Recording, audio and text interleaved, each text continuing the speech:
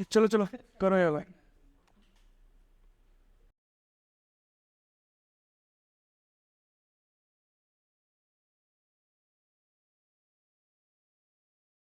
अब वो जो हम लोग को देखो बैलेंस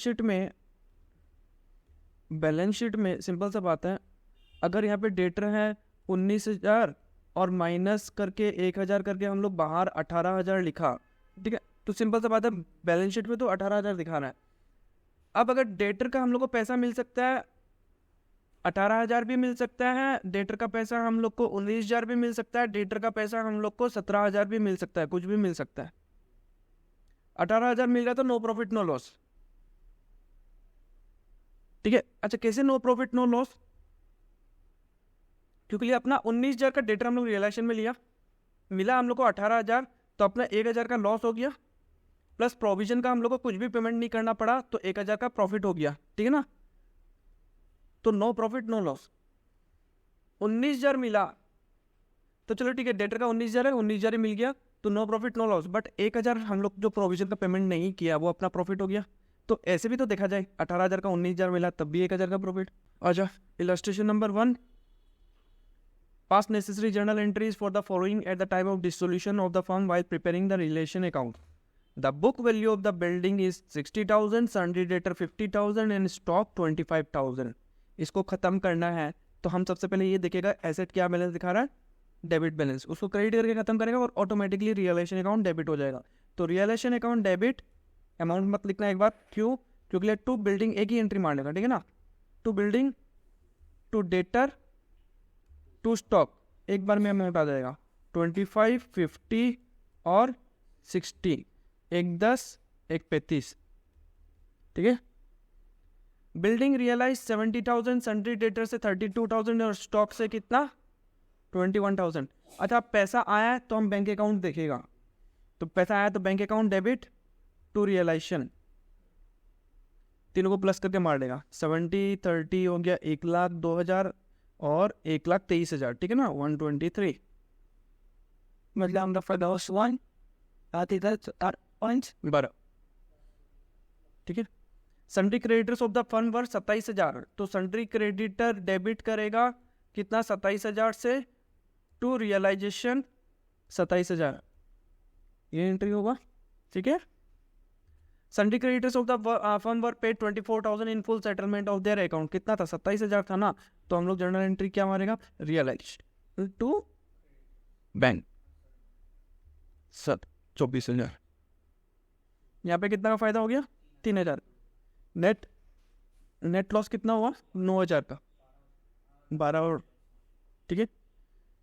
तो मार दिया ये realisation to building sundry debtor stock, फिर बैंक टू रियलाइजेशन, यहाँ पे थोड़ा मिस्टेक हो गया ये।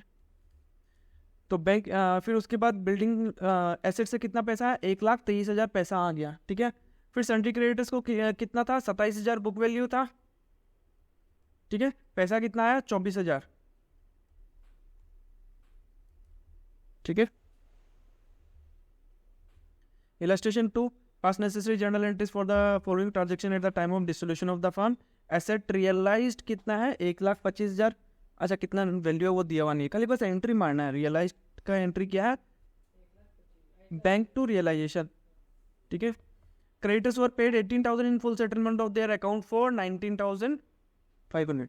क्रेडिटर्स कितना था 18,000, नहीं पेड किया, क्रेडिटर्स को पेमेंट कितना किया 18,000, बट उन लोग को देना कितना था 19,500, ठीक है। 19,500 रियलाइजेशन में जाएगा, 19,500 कैसे होगा, क्रेडिटर टू रियलाइजेशन, ठीक है ना, 19,500 ये होगा। बट पेमेंट करते समय क्या एंट्री होगा, रियलाइजेशन टू बैंक, कितना 18,000। ये दो एंट्री को प्लस करेगा तो क्या होगा, रिलेशन गया तो क्या बचा, क्रेडिटर्स टू बैंक, क्रेडिटर को पेमेंट हो गया, सिंपल सा बात है। और जो ऑटोमेटिकली जो 1,500 का प्रॉफिट है वो आ जाएगा रियलाइजेशन अकाउंट के थ्रू, ठीक है ना।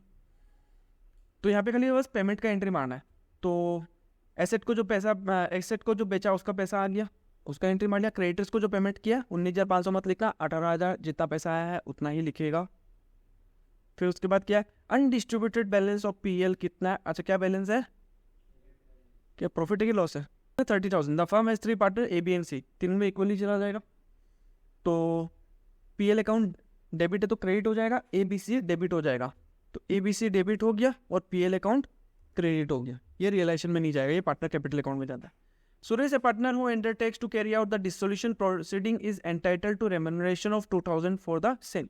जो सुरेश है उसको कितना देगा, 2000 रुपये देना है फॉर डिसोल्यूशन प्रोसीडिंग्स का, ठीक है। तो अभी तक दिया नहीं है उसको। अच्छा, यहाँ पे क्वेश्चन में अगर लिखा हुआ रहता है इज पेड, कभी कभी क्वेश्चन में लिखा हुआ Suresh a partner who undertakes to carry out dissolution proceeding is paid ₹2000।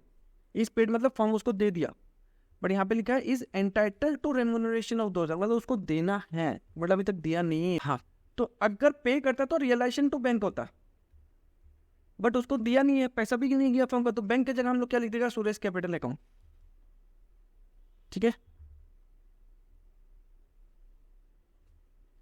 3 number खाली जर्नल एंट्रीज मारना है।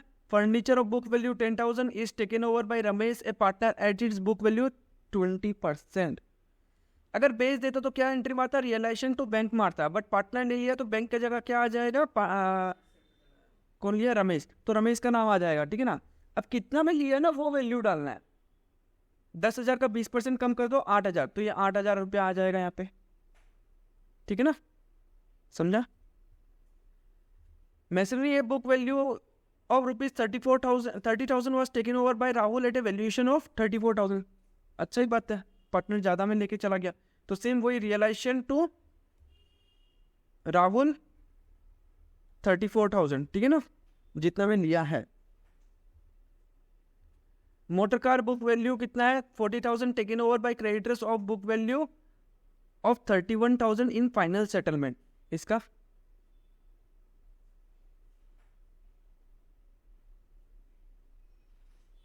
कौन बोलेगा।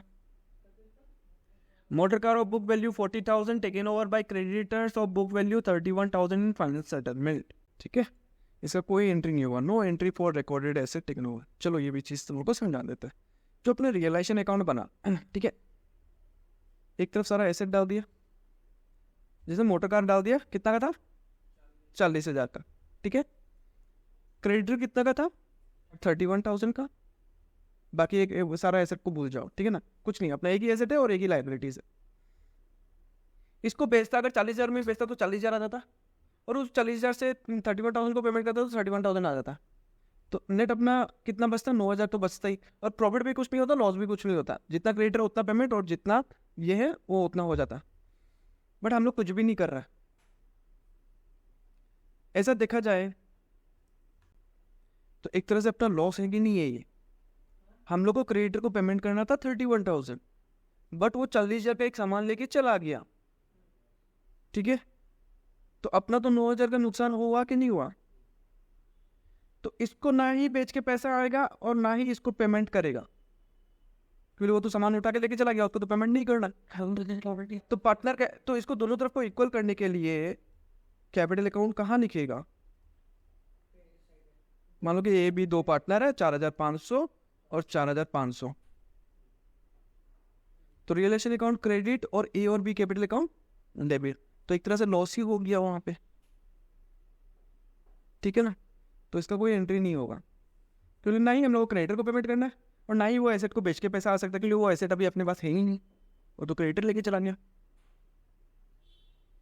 समझिए तो फिर आदर्श। एक्सपेंसेस ऑन रियलाइजेशन, तो रियलाइजेशन टू बैंक, ठीक है। An amount of 1,000 previously written off as bad debt now realised as 800। मतलब किसी के जन से पैसा पाता रहा, हम लोग 1,000 रुपया बेड डेट लिख दिया रहा, लॉस बुक कर दिया लास्ट ईयर ही, अब वो पैसा 800 में गिन गया। अच्छा, बेड डेट रिकवर्ड का एंट्री क्या होता है ये बताओ। Bank account debit to bad debt recovered, ठीक है ना।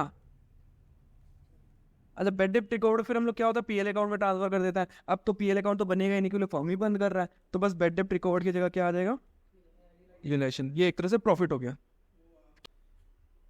तो कैश टू रियलाइजेशन में आ गया, ठीक है। जनरल रिजर्व फंड डिफर्ड, ये तो बताइए ही तुम लोग को। जो भी प्रॉफिट या लॉस है हम लोग क्या करेगा, उसको डेबिट कर देगा, लॉस है। हाँ, ये प्रॉफिट है, ये भी रिजर्व भी प्रॉफिट है, ये पार्टनर्स कैपिटल अकाउंट में चला जाएगा। और अगर लॉस है तो पार्टनर कैपिटल अकाउंट डेबिट हो जाएगा और profit and loss account credit हो जाएगा। सेम वही एडवर्टाइजमेंट सस्पेंस, ये भी बैलेंस शीट का एसेट साइड में दिखाएगा, ठीक है, उसको भी राइट ऑफ करेगा, ये फिक्टिशियस एसेट्स के जैसे आ गया, ठीक है ना। तो partners capital account fictitious asset to advertisement suspense, ठीक है, ये भी तुम लोग को बता ही दिया।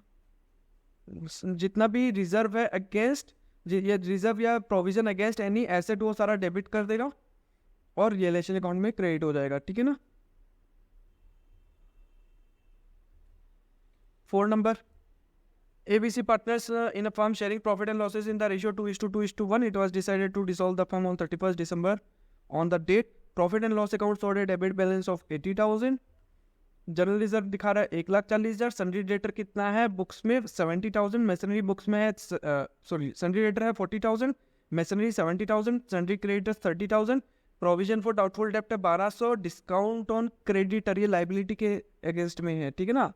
कितना है 600, प्रॉफिट नहीं है वो एसेट साइड में आ रहा है, ठीक है।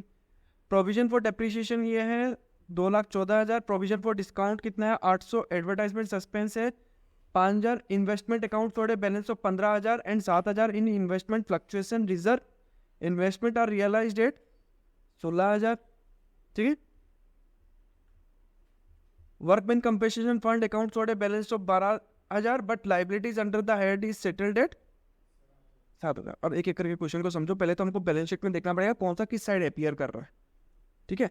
अच्छा, ये डेबिट साइड में अपियर कर रहा है, जनरल रिजर्व ये क्रेडिट साइड में अपियर करेगा, क्रेडिट बैलेंस दिखाएगा, sundry debtor debit balance, masonry debit balance, sundry creditors credit balance, provision for doubtful डेप्ट ये क्रेडिट बैलेंस अगेंस्ट एसेट है, ठीक है। प्रोविजन फॉर डिस्काउंट ये डेबिट बैलेंस दिखाएगा, हाँ, तो क्रेडिटर से माइनस होगा तो वो एसेट साइड दिखाएगा। प्रोविजन फॉर डेप्रिसिएशन ये क्रेडिट साइड दिखाएगा, डिस्काउंट ऑन डेटर ये भी क्रेडिट साइड दिखाएगा, एडवर्टाइजमेंट सस्पेंस ये डेबिट साइड दिखाएगा, इन्वेस्टमेंट अकाउंट थोड़े बैलेंस ऑफ 15,000 तो 15,000 दिखाएगा डेबिट साइड में इन्वेस्टमेंट और 7,000 रुपया दिखाएगा क्रेडिट साइड में, ठीक है। वर्कमैन कंपेंसेशन फंड कितना है 12,000, मतलब हम लोग का इन्वेस्टमेंट था 15,000 का, उसके अगेंस्ट में एक फंड बना के रखा 7,000 के ऊपर नीचे हो सकता है, बट हम लोग को 16,000 मिल गया। अच्छा, लॉस तो कुछ हुआ ही नहीं है, तो ये जो 7,000 है लाइबिलिटी साइड में दिखा रहा है वो तो हट ही जाएगा, वो एक तरह से पूरा का पूरा प्रॉफिट, और 1,000 यहाँ पे भी प्रॉफिट हुआ, ठीक है। वर्कमैन कंपेंसेशन फंड कितना दिखा रहा है 12,000। वर्कमैन कंपेंसेशन फंड क्या होता है कि हम लोग का जो फैक्ट्री में वर्कर उनका काम कर रहा है उन लोग को कंपनसेट करने के लिए फंड बना के रखा है, वो भी थर्ड पार्टी लाइबिलिटी है, बट अगर वो कहीं पे यूज नहीं होता है तो वो कैपिटल अकाउंट में जाएगा, मतलब एज ए प्रॉफिट चला जाएगा, ठीक है।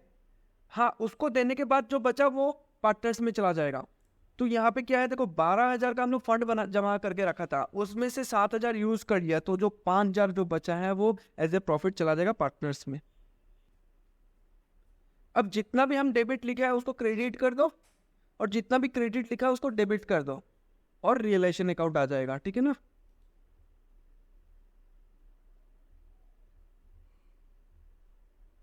जो प्रॉफिट एंड लॉस अकाउंट है उसको खत्म कर दिया क्रेडिट करके और ABC कैपिटल अकाउंट में डाल दिया। जनरल रिजर्व तो था उसको डेबिट कर दिया और ABC को कैपिटल अकाउंट को क्रेडिट कर दिया, ठीक है। उसके बाद डेटर्स, मैसनरी और प्रोविजन फॉर क्रेडिटर्स ये दोनों, ये सब डेबिट बैलेंस दिखा रहा था, क्रेडिट करके खत्म किया और रियलाइजेशन अकाउंट को डेबिट कर दिया। अब आ जाता है क्रेडिटर्स वाला पार्ट में, सन्ड्री क्रेडिटर्स था, प्रोविजन फॉर डेप्रिसिएशन था, प्रोविजन फॉर डिस्काउंट था, डाउटफुल डेट और प्रोविजन फॉर डिस्काउंट, ये 4 को डेबिट करके खत्म कर दिया और रिलेशन अकाउंट को क्रेडिट कर दिया, ठीक है। एडवर्टाइजमेंट सस्पेंस जो था वो रियलाइजेशन अकाउंट में नहीं जाएगा, वो पार्टनर्स कैपिटल अकाउंट में जाएगा, तो वो एसेट डेबिट बैलेंस दिखा रहा था उसको क्रेडिट कर दिया और ABC कैपिटल अकाउंट को डेबिट कर दिया, खत्म। समझ गया लोकेश। अब इन्वेस्टमेंट को ट्रांसफर कर दिया, इन्वेस्टमेंट को कितना ट्रांसफर किया, realisation to investment account, investment 15,000 का था। अच्छा, उसके अगेंस्ट में फ्लक्चुएशन फंड भी था, वो क्रेडिट बैलेंस था, तो उसको डेबिट करके खत्म कर दिया और रियलाइजेशन अकाउंट को क्रेडिट कर दिया। अब जो पैसा आया उसको क्या लिखा, बैंक टू रियलाइजेशन, ये इन्वेस्टमेंट का पैसा है, ठीक है। कितना आया 16,000, समझ गया। अब workman compensation fund, workman compensation fund क्या होगा वर्कमैन कंपेंसेशन फंड 12,000। बट लेकिन एक बात ध्यान रखना, वो जो लाइबिलिटी आ गया 7,000 का, वो बुक्स में शो नहीं हो रहा है। हाँ, क्योंकि देखो वो फंड हम लोग बना के रखा है क्योंकि वर्कमैन के लिए। अब जब डिसोल्यूशन कर दिया तो उस टाइम वर्कर लोग आके कंपेंसेशन मांग लिया कि हम लोग का तो चलो, हम लोग का तो रोजगार चला गया, हम लोग को कंपेंसेट तो करो। वो लोग को 7,000 रुपये दे दिया, तो वो तो लाइबिलिटी बुक्स में है नहीं, ठीक है। तो वो कहाँ चला जाएगा, रियलाइजेशन में, कि 7,000 रियलाइजेशन में यूज हो गया एज ए लॉस, और बाकी ABC पार्टनर्स कैपिटल अकाउंट में चला गया, ठीक है। अब रियलाइजेशन, फिर उसका पेमेंट कर दिया, realisation to bank being the liability on account of workman compensation paid, ठीक है। समझ गया कि 7,000 का जो लाइबिलिटी है ना, अनरिकॉर्डेड लाइबिलिटी आ गया, तो पहले वो लाइबिलिटी को रिकॉर्ड किया, फिर उसके बाद वो पेमेंट किया हम लोग, ठीक है।